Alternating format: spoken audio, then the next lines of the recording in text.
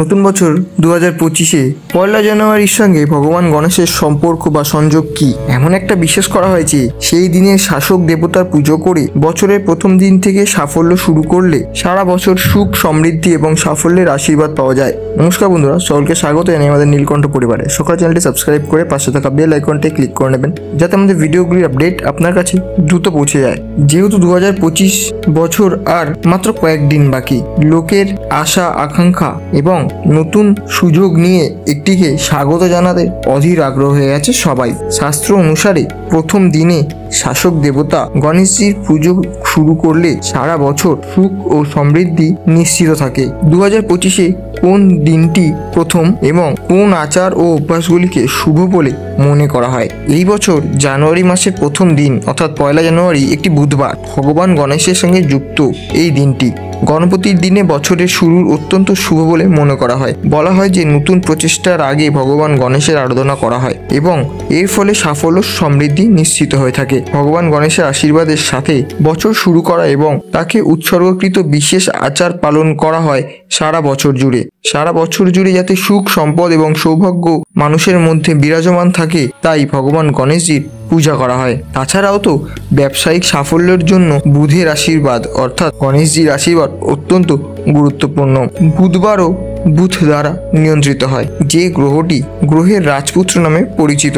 জ্যোতিষশাস্ত্র অনুসারে বুধ বুদ্ধিমত্তা এবং যোগাযোগ বাড়ায় এবং ব্যবসায় সাফল্য অর্জনে গুরুত্বপূর্ণ ভূমিকা পালন করে থাকে। এটি বক্তৃতা, যুক্তি তর্কের এবং স্বাস্থ্য, বাণিজ্য সহ গ্রহ হিসেবে বিবেচিত হয়। ভগবান গণেশ বুধের প্রতিনিধিত্ব করে, তাই তার আশীর্বাদে বুধের ইতিবাচক প্রভাবে বাড়িয়ে তুলতে পারে আপনার ধনসম্পদ, শক্তি, ঐশ্বর্য এবং বুদ্ধিমত্তাকে।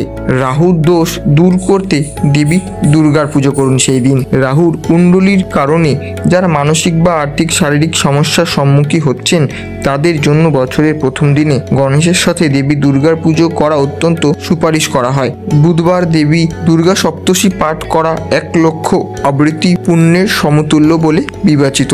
এই অনুশীলনটি রাহুকে শান্ত করে এবং বাধাগুলি দূর করে বলে বিশ্বাস করা হয়। যেহেতু পয়লা জানুয়ারি বুধবার, তাই এই দিনে একটি গণেশ মূর্তি বাড়িতে আনুন।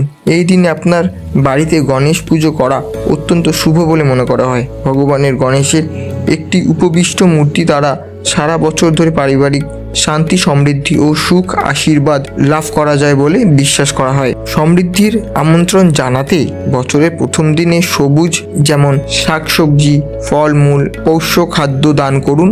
এই দিন স্নান করা এবং সবুজ পোশাক পরার পরামর্শ দেওয়া হয়, কারণ সবুজ হলো বুধের সঙ্গে যুক্ত রং এবং এতে সুখ, সমৃদ্ধি ঘরে আসতে পারে। তো বন্ধুরা, আজ আমরা জানলাম পয়লা জানুয়ারি বুধবার কি করা উচিত আমাদের সুখ সমৃদ্ধির জন্য। কিন্তু এই ভিডিওর বিষয়বস্তু শুধুমাত্র বিশ্বাসের উপর ভিত্তি করে দেওয়া এবং সাধারণ নির্দেশিকা হিসেবেই তা নেওয়া উচিত।